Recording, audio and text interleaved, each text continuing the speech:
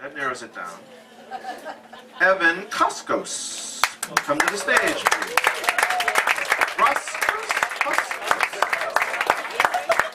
Roskos.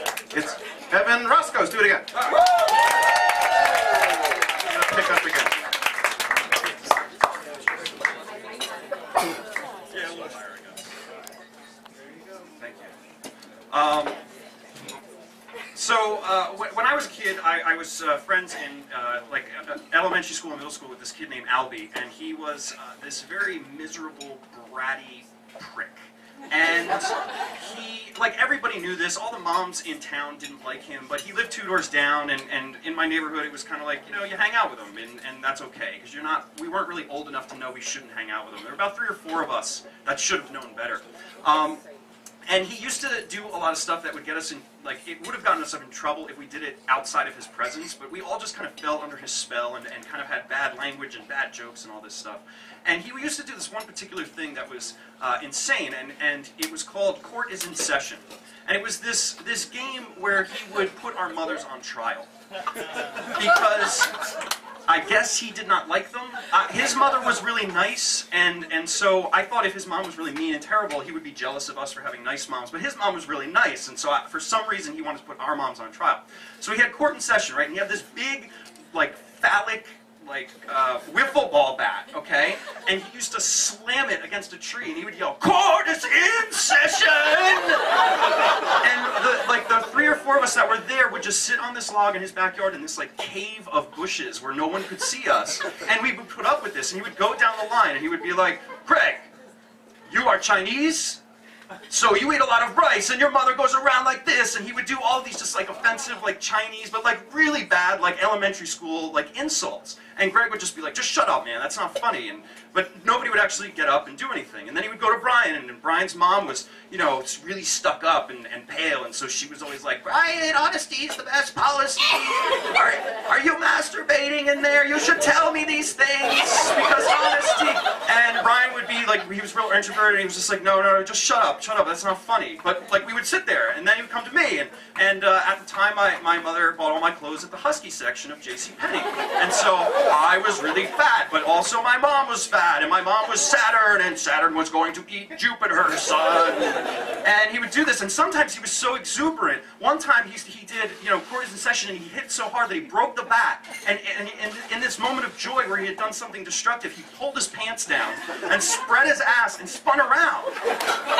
Like he was some kind of bizarre imp. But then the worst part was he would prevent us from getting back at him, because then he would put his own mom on trial.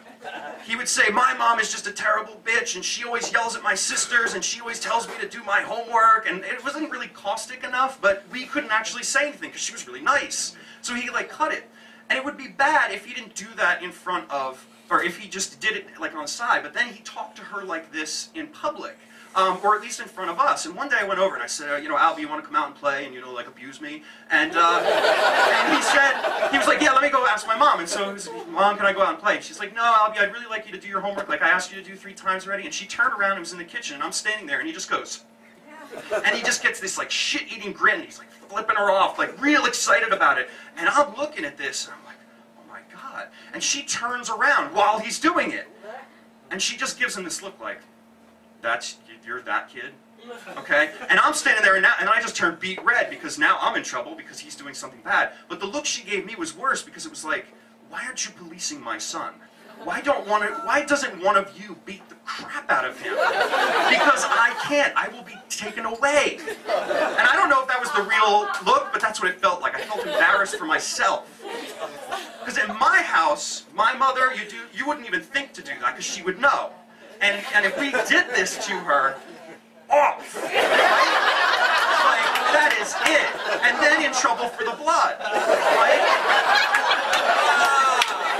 So I was trying to process this, and I mean, my mother was, you know, kind of like lovingly frightening, and she had all these rules about our behavior, and we had to be very, very polite in public, and under the threat of violence. And when we were little, the violence wasn't real, but as we started to get older, the violence was sort of real. And like, she broke plastic spoons on us, like, when we were bad or not.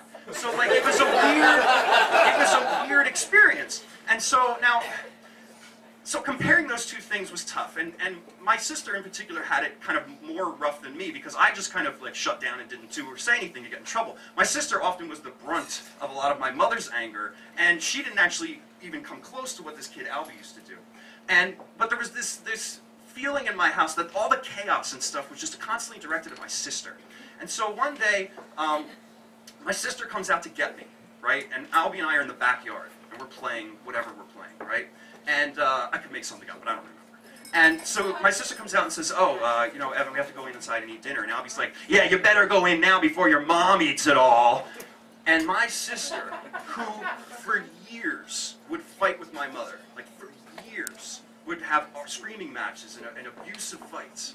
And for like a decade, my mother would not understand my sister's like mental health issues.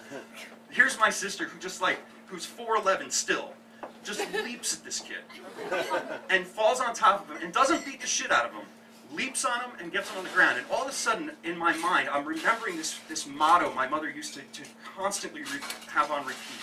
And it was always about my sister because it was assumed that I followed this philosophy.